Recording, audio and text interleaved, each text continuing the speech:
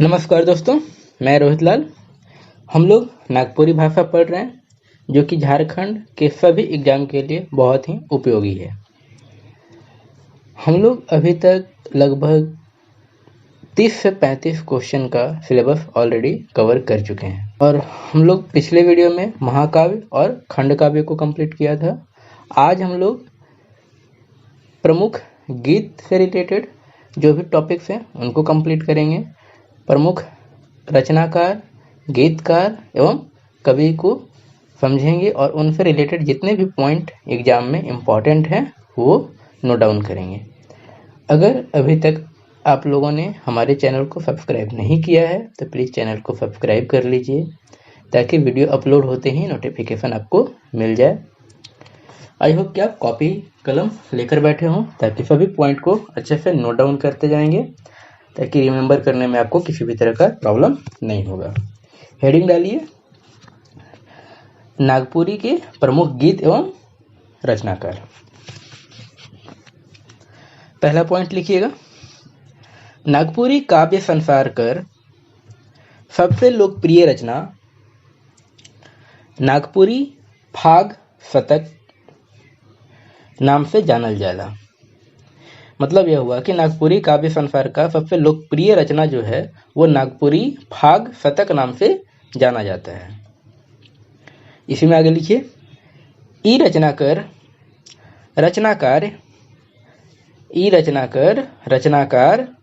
मध्यकालीन नागपुरी कवि घासीराम हैं, जिन्हें नागपुरी काव्य संसार कर विद्यापति माना जाता है।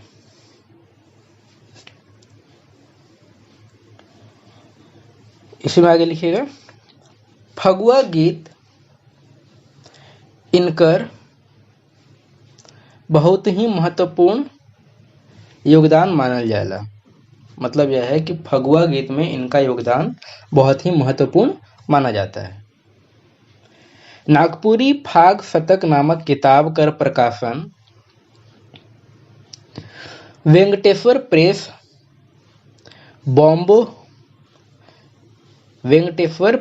बॉम्बे से हुआ है। नेक्स्ट पॉइंट,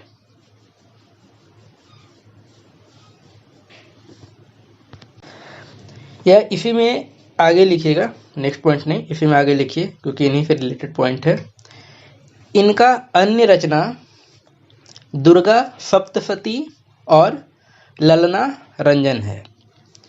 देखिए, इसमें 2-3 महत्वपूर्ण पॉइंट बने, जैसे नागपुरी काव्य संसार का सबसे लोकप्रिय रचना कौन सा है? नागपुरी फाग शतक। यह किनके द्वारा लिखा गया है? तो मध्यकालीन नागपुरी कवि घासीराम के द्वारा। घासीराम जी को नागपुरी काव्य संसार का विद्यापति माना जाता है।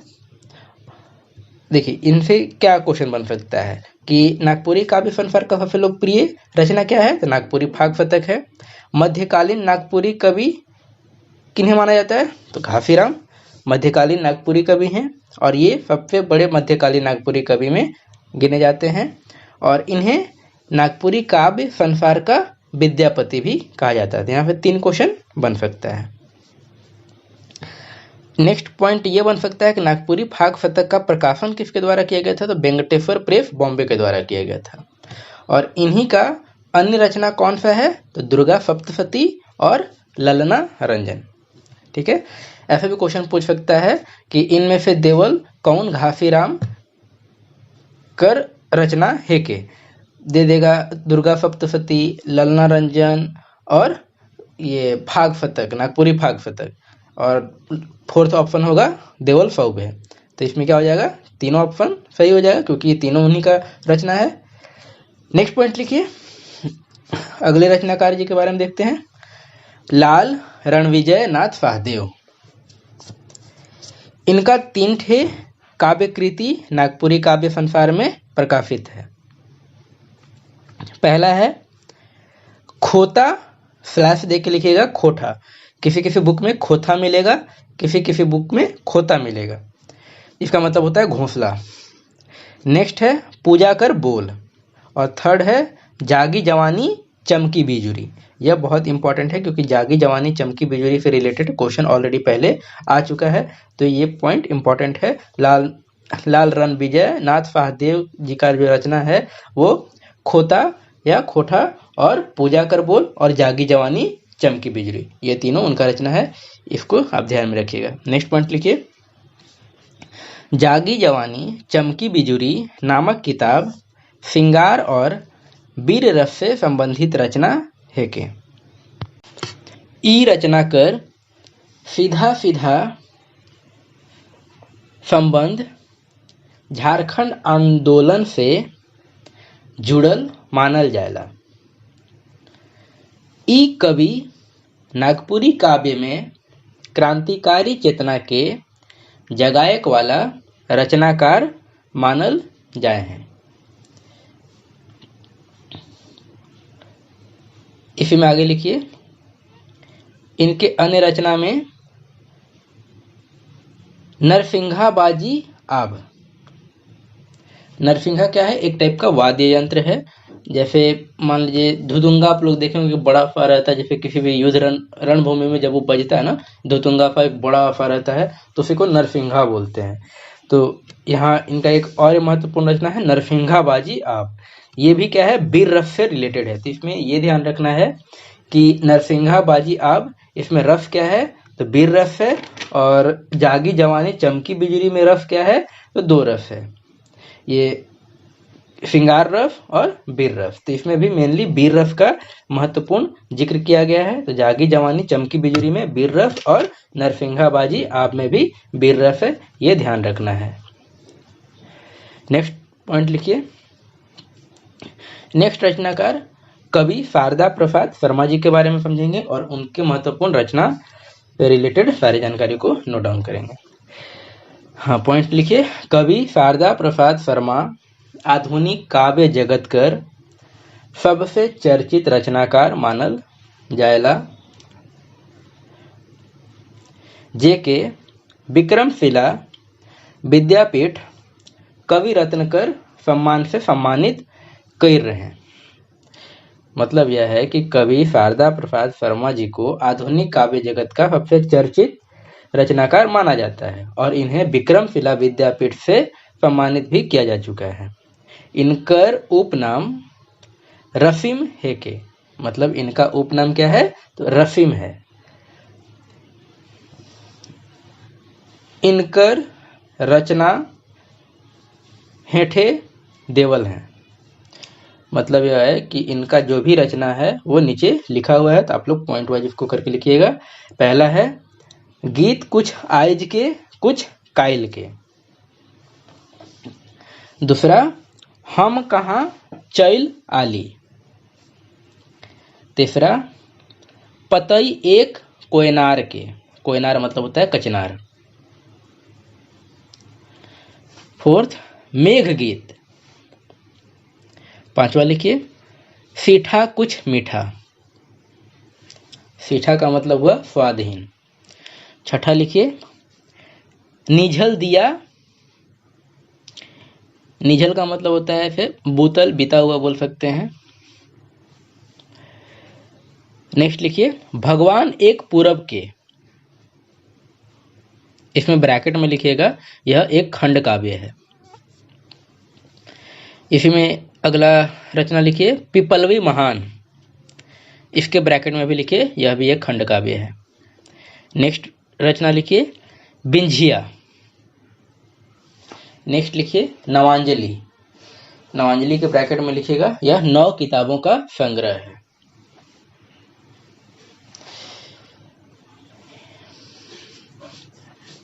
ठीक है, अब आते हैं नेक्स्ट पॉइंट पे।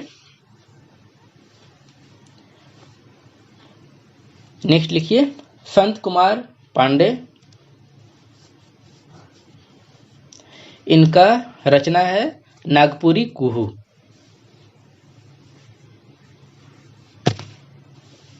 नेक्स्ट लिखिएगा सच्चिदानंद राय।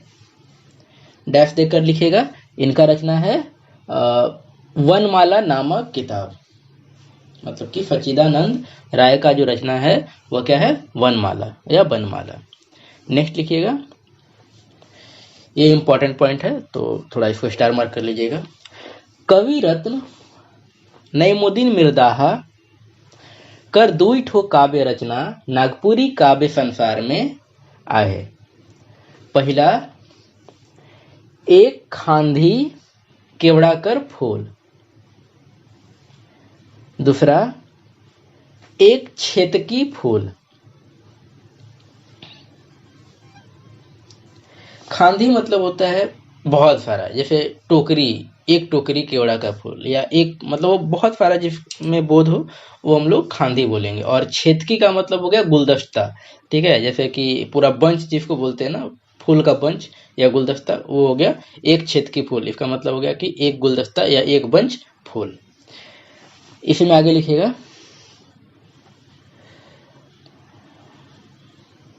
इसमें आगे वैसा कुछ इंपॉर्टेंट पॉइंट नहीं है। चलिए नेक्स्ट पॉइंट लिखिए।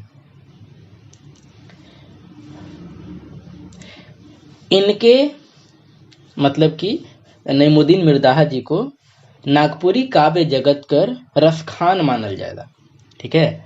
नागपुरी काव्य जगत कर रसखान किन्हें माना जाता है, तो नईमुद्दीन मिर्दाहा जी को माना जाता है। ये इंपॉर्टेंट पॉइंट है, इसे एग्जाम में क्वेश्चन पहले भी देखा गया है। नईमुद्दीन मिर्दाहा ही बहुत महत्वपूर्ण है नागपुरी भाषा के लिए। इनका बहुत सारा रचना आपके एग्जाम के लिए बहुत महत्वपूर्ण है। तो इनके फिलहाल में तो यहाँ दो गीत से रिलेटेड है, एक खांधी केवड़ा कर फूल और एक छेतकी फूल। यह दोनों रचना तो आपके दिमाग में एकदम होना ही चाहिए। और ये जो पॉइंट है, इन्हें नागपुरी काव्य जगत का रसखान भी कहा जाता है।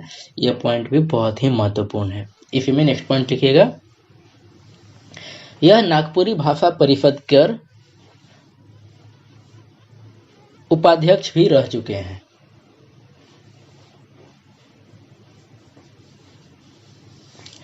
इसी में नेक्स्ट पॉइंट लिखिए, नईमुद्दीन मिर्दाहा की अधिकांश रचनाएं सगुन भक्ति से है। मतलब यह हुआ कि नईमुद्दीन मिर्दाहा जी की अधिकांश रचनाएं जो है वह सगुन भक्ति से है, ठीक है। सगुन भक्ति और निर्गुण भक्ति होता है, तो इसमें क्या है, सगुन भक्ति से रिलेटेड है। अब नेक्स्ट पॉइंट बनाइए। नेक्स्ट पॉइंट में लिखिएगा, सहनी उपेंद्रपाल नहन, डैश देकर, सहनी उपेंद्रपाल नहन कर तीन ठो नागपुरी काव्य रचना महत्वपूर्ण आहे। डैश देके पहला लिखिए उलाहना, दूसरा लिखिए नागपुरी संगीत सुमनावली, तीसरा लिखिए नागपुरी संगीत कुसुमावली। दूसरा था नागपुरी संगीत सुमनावली और तीसरा है नागपुरी संगीत कुसुमावली, ठीक है। तीन रचना है, उलाहना, नागपुरी संगीत सुमनावली, नागपुरी संगीत कुसुमावली।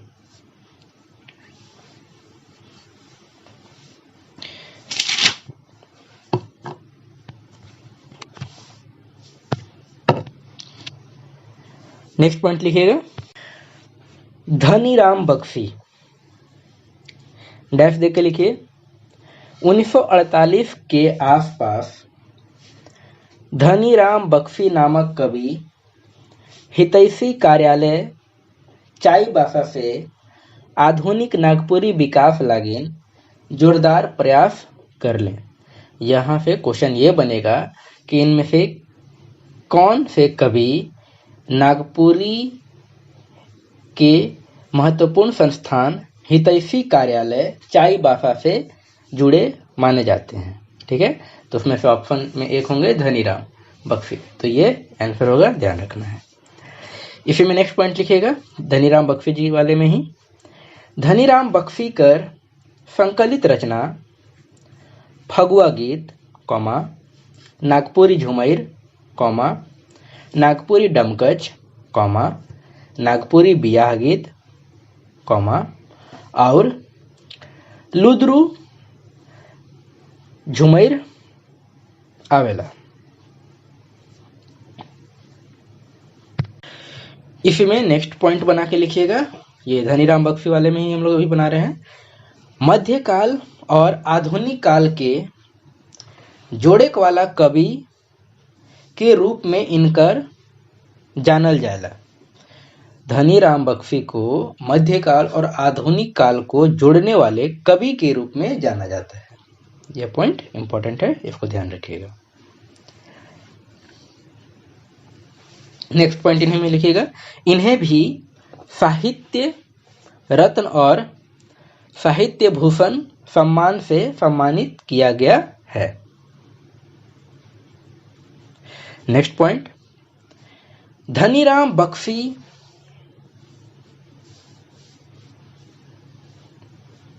के कलम से ही आधुनिक काल कर शुरुआत मानल जाएला। हम लोग गीत से रिलेटेड जितने भी अति महत्वपूर्ण रचनाकार थे एवं उनसे रिलेटेड महत्वपूर्ण रचनाएं थी, उनसे रिलेटेड सभी महत्वपूर्ण बिंदुओं को नोट डाउन किया है, उसे समझने का कोशिश किया है, जिससे एग्जाम में क्वेश्चन बनेंगे। हम लोग यह जो टॉपिक स्टार्ट किए हैं, इसमें 30 से 35 क्वेश्चन हम अपने हिसाब से रखें कि 30 से 35 क्वेश्चन कम से कम आना ही चाहिए, बट हो सकता है 35 से ज़्यादा भी क्वेश्चन ये टॉपिक से जाए। तो हम लोग इस टॉपिक में अब तक लगभग 10 से 12 क्वेश्चन का टॉपिक कवर कर चुके हैं। ठीक है, 12 क्वेश्चन से ऊपर भी हो सकता है, कम नहीं होगा। 10 से 12 क्वेश्चन इजीली कवर कर चुके हैं। अब हम लोग नेक्स्ट वीडियो में ये कविता और उससे रिलेटेड कवि के बारे में जानेंगे और उनके महत्वपूर्ण रचनाओं को समझेंगे और उसे नोट डाउन करेंगे। आई होप कि आपको ये वीडियो अच्छा लगा होगा, क्योंकि हम जो कंटेंट प्रोवाइड कर रहे हैं वो बहुत ही ऑथेंटिक है और बहुत ही महत्वपूर्ण है, क्योंकि ये कंटेंट आपको जनरली यूट्यूब पे नहीं मिलेंगे। तो आई होप कि आप सभी पॉइंट को अच्छे से नोट डाउन किए हों, और अगर वीडियो अच्छा लगा तो प्लीज़ वीडियो को लाइक कीजिए, दोस्तों के साथ शेयर कीजिए, और अगर अभी तक आप मेरे चैनल को सब्सक्राइब नहीं किए हैं तो प्लीज़ चैनल को सब्सक्राइब कीजिए। और आप मेरे चैनल पे जाइए, वहाँ पे एक प्लेलिस्ट बना हुआ है नागपुरी व्याकरण एवं भाषा, उसमें लगभग 15 से 16 वीडियो अपलोड हो चुके हैं, और आप उन सभी वीडियो को जरूर देखिए, क्योंकि उसमें सभी महत्वपूर्ण पॉइंट बिल्कुल एग्जाम ओरिएंटेड है। क्योंकि वो आप सभी कर लेंगे ना, तो एग्जाम में क्वेश्चन छूटने का कहीं जगह ही नहीं बनता है। तो हम लोग का टारगेट है 100 क्वेश्चन पक्का होना चाहिए। धन्यवाद, थैंक यू।